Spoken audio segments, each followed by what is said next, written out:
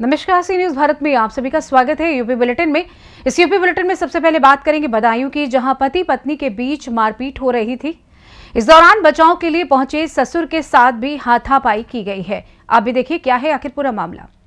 पति के साथ मारपीट कर रहे पुत्रवधू को बचाने पहुंचे ससुर के साथ मारपीट की गई। ससुर ने पुत्रवधू पर दांतों से काटकर घायल करने का आरोप लगाया। ससुर और ननद को दांतों से काटकर घायल करने का आरोप लगाया है। पीड़ित ने बिलसी थाना पुलिस को तहरीर देकर शिकायत की। पुलिस ने घायलों को मेडिकल परीक्षण के लिए बिलसी सरकारी अस्पताल भेजा। बिलसी थाना क्षेत्र के फतेह नगला गांव का पूरा मामला। मेरा नाम साहब चंद्रभान है, ग्राम फतेह नगला। क्या मामला है साहब? जो हमारी पुतबहू है वो हमारे लड़का को मार रही, तो हम बचाने को गए तो हमको पहले लड़की मारी हमारी और उसके बाद हमें मारू गए। चोट आई है? हाँ चोट आई साहब, हाथ में साहब उसने भग लिया दांतों से। तो अच्छा, अभी कहाँ पर आए हो? अब साहब मेडिकल में, अस्पताल में, सरकारी में। थाने में तहरीर दे दी? थाने में तहरीर दे दी। बदायूं से सी न्यूज संवाददाता नईम की रिपोर्ट। ले चलेंगे बदायूं, जहां बिलसी नगर में श्री संकट मोचन दरबार का 23वां स्थापना दिवस धूमधाम के साथ मनाया गया है। देखिए। बदायूं जिले के बिलसी नगर में श्री संकट मोचन दरबार का 23वां स्थापना दिवस बड़े ही धूमधाम के साथ मनाया गया। स्थापना दिवस पर धार्मिक कार्यक्रम भी आयोजित किए गए, जिसमें लोगों ने बढ़ चढ़ कर हिस्सा लिया। दरबार के महंत पंडित संजय शर्मा ने बताया, स्थापना दिवस के मौके पर जरूरतमंद लोगों को ठंड से बचने के लिए कंबल वितरित किए गए। इसके अलावा एक विशाल भंडारे का आयोजन किया गया और दरबार में धार्मिक कार्यक्रम किए गए। स्थापना दिवस पर दरबार में दूर दूर से भक्त पहुंचे और सभी ने पुण्य लाभ कमाया। बदायूं से सी न्यूज संवाददाता नईम की रिपोर्ट। जिक्र होगा बाराबंकी का, जहां पर कांग्रेस सांसद तनुज पुनिया के नेतृत्व में गृह मंत्री अमित शाह के खिलाफ नाका चौराहे से पटेल तिराहे तक जोरदार प्रदर्शन किया गया है। आखिर क्या है पूरा मामला, देखिए इस रिपोर्ट में।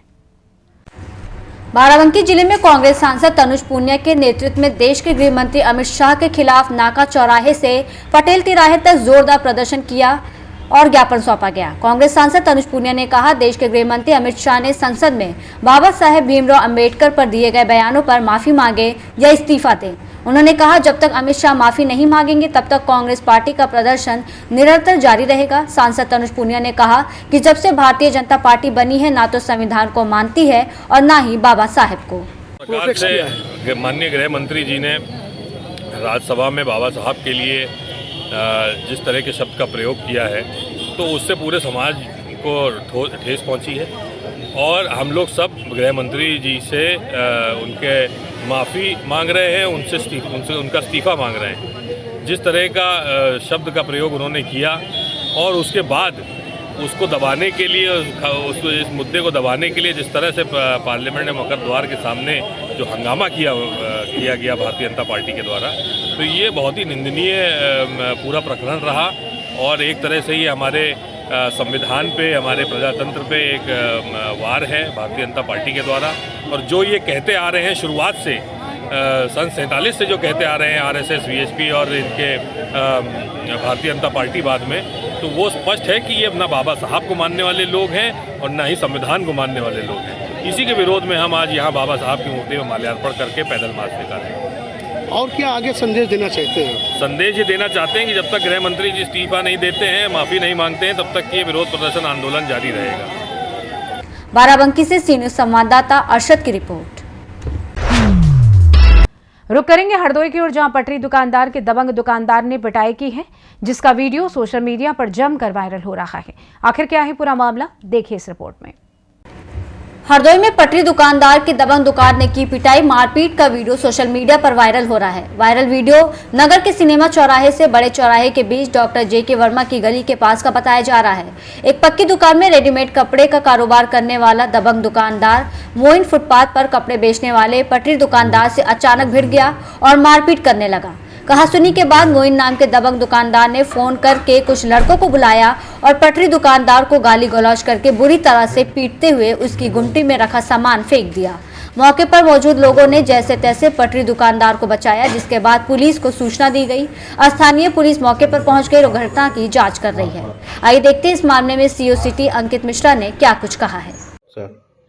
आज दिनांक 24 दिसंबर 2024 को थाना कोतवाली शहर पर सूचना प्राप्त हुई कि सिनेमा रोड पर दो पक्षों में दुकान लगाने की बात को लेकर के वाद विवाद एवं मारपीट की घटना की गई है। इस संबंध में इस सूचना पर स्थानीय पुलिस द्वारा तत्काल मौके पर पहुंचा गया और दोनों पक्षों का इसमें मेडिकल कराया जा रहा है और इसमें पीड़ित की तहरीर के आधार पर अग्रिम विधिक कार्रवाई अमल में लाई जाएगी। हरदोई से सी न्यूज संवाददाता नेहा की रिपोर्ट। ले चलेंगे आपको ललितपुर, जहां पर राज्य महिला आयोग में जन सुनवाई का आयोजन हुआ है। इस दौरान कई विभागों के अधिकारी जन सुनवाई में नदारद रहे। देखिए रिपोर्ट। ललितपुर में राज्य महिला आयोग के सदस्य अर्चना पटेल की जन सुनवाई में नदारद रहे कई विभाग के अधिकारी। विभागीय मामलों सहित घरेलू हिंसा के मामले सबसे ज्यादा आए थे। शासन प्रशासन की कार्रवाई पर प्रश्न उठाए गए।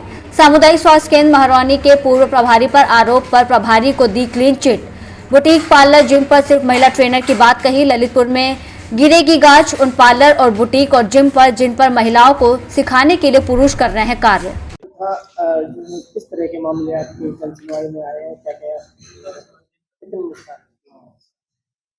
धन्यवाद मीडिया बंधु। हमारे जन सुनवाई में कुल 41 मामले आए हैं, जिसमें कुछ विभागीय मामले हैं, कुछ घरेलू हिंसा वाले हैं, कुछ राशन कार्ड वाले हैं, कुछ रेप वाले हैं। तो कई एक मैटर मौके पे निस्तारण हुआ है, बाकी सभी संबंधित अधिकारियों को भेज दिए गए हैं। वहीं पर आपकी जन सुनवाई में अधिकतर अधिकारी नजर आए हैं, क्या कहेंगे इस बारे में?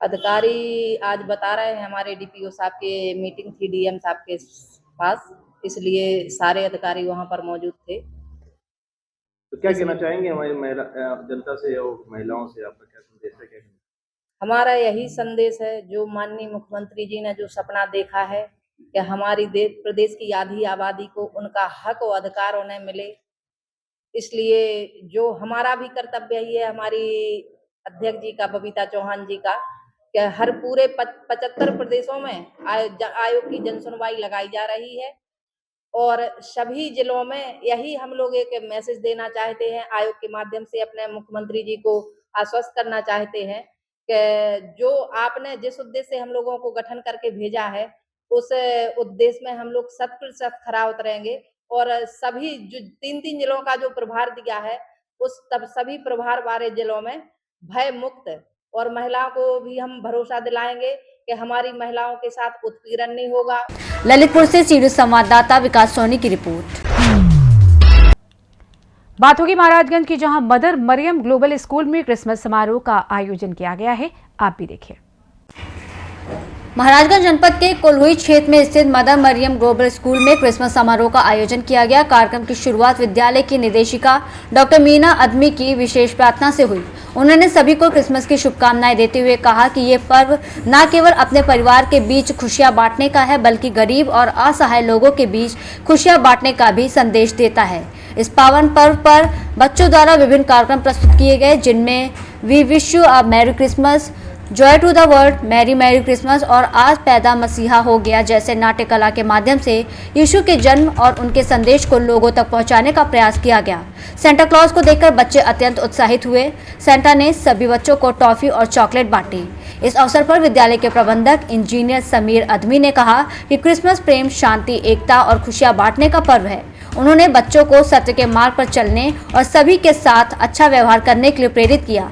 साथ ही उन्होंने गरीब, असहाय और जरूरतमंद लोगों की मदद करने का आह्वान किया।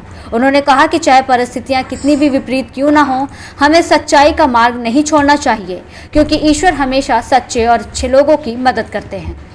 महाराजगंज से सी न्यूज संवाददाता अंगद शर्मा की रिपोर्ट। आगे बढ़ेंगे महाराजगंज की ओर, जहां झोपड़ी में आग लगने से बछड़े की मौत हो गई। इस दौरान हादसे में महिला सहित 2 भैंस गंभीर रूप से झुलस गई। देखिए पूरा मामला। कोठीबार थाना क्षेत्र के ग्राम सभा गुरली रामगढ़वा में सोमवार की रात में एक व्यक्ति की झोपड़ी में अचानक आग लग गई, जिससे एक बछड़े की झुलस कर मौत हो गई, जबकि 2 अन्य भैंस झुलस गए। ग्राम सभा गुल्ली रमगढ़वा के टोला रमगढ़वा में बेचू केवट की झोपड़ी में अचानक आग लग गई। आग लगने से बेचू के घर में रखा कीमती सामान जलकर राख हो गया और झोपड़ी में बंधा एक बछड़ा भी झुलस गया, जिससे उसकी मौत हो गई। आग बुझाते समय बेचू की पत्नी लीलावती का हाथ झुलस गया और 2 भैंसें गंभीर रूप से झुलस गई हैं। ग्रामीण और फायर ब्रिगेड की मदद से आग पर काबू पाया गया। ग्राम प्रधान प्रतिनिधि हीरालाल ने इसकी जानकारी हल्का लेखपाल और पशुपालन विभाग को दी है। महाराजगंज से सी न्यूज़ संवाददाता अरुणेश कुमार गुप्ता की रिपोर्ट। बात होगी महाराजगंज की, जहां रामकिशन चिल्ड्रन एकेडमी स्कूल में 3 दिवसीय वार्षिक खेलकूद प्रतियोगिता का आगाज हुआ है। आप भी देखें। सिसवा कस्बे के वार्ड नंबर 5 गांधीनगर में स्थित रामकिशन चिल्ड्रन एकेडमी स्कूल में 3 दिवसीय वार्षिक खेलकूद प्रतियोगिता का आगाज किया गया। खेल को लेकर विद्यार्थियों में विशेष उत्साह दिखा, जिसमें प्रतिभागियों ने अपनी प्रतिभा का शानदार प्रदर्शन करते हुए दमखम दिखाया। प्रतियोगिता का शुभारंभ मुख्य अतिथि नगरपालिका अध्यक्ष प्रतिनिधि गिरिजेश जायसवाल ने मां शारदे के सम्मुख दीप प्रज्वलित कर किया। उन्होंने कहा कि खेल मानव मन को प्रसन्न और उत्साहित बनाए रखता है। खेल से नियम पालन के स्वभाव का विकास होता है। साथ ही खेल में भाग लेने से खिलाड़ियों में सामूहिक सद्भाव और भाईचारे की भावना प्रबल होती है। पहले दिन फ्रॉक जंप, रस्सी कूद, दौड़, spoon marble race, octopus race, crab race आदि प्रतियोगिताओं का आयोजन किया गया, जिसमें विद्यालय के नन्हे मुन्ने प्रतिभागियों ने अपनी प्रतिभा का लोहा मनवाया। प्रबंधक विवेक चौरसिया ने विद्यालय की उपलब्धियों को रेखांकित करते हुए आगंतुकों का आभार व्यक्त किया। इस मौके पर ओए जोसेफ, कृष्ण मुरारी सिंह, सत्यप्रकाश तिवारी, विभूति मिश्रा समेत आदि लोग मौजूद रहे। महाराजगंज से सी न्यूज़ संवाददाता मनीष कुमार कन्नौजिया की रिपोर्ट। फिलहाल इस खास बुलेटिन में बस इतना ही। देश दुनिया की तमाम बड़ी खबरों को जानने के लिए जुड़े रहिए सी न्यूज़ भारत के साथ। हर खबर आपके साथ, आपके हाथ।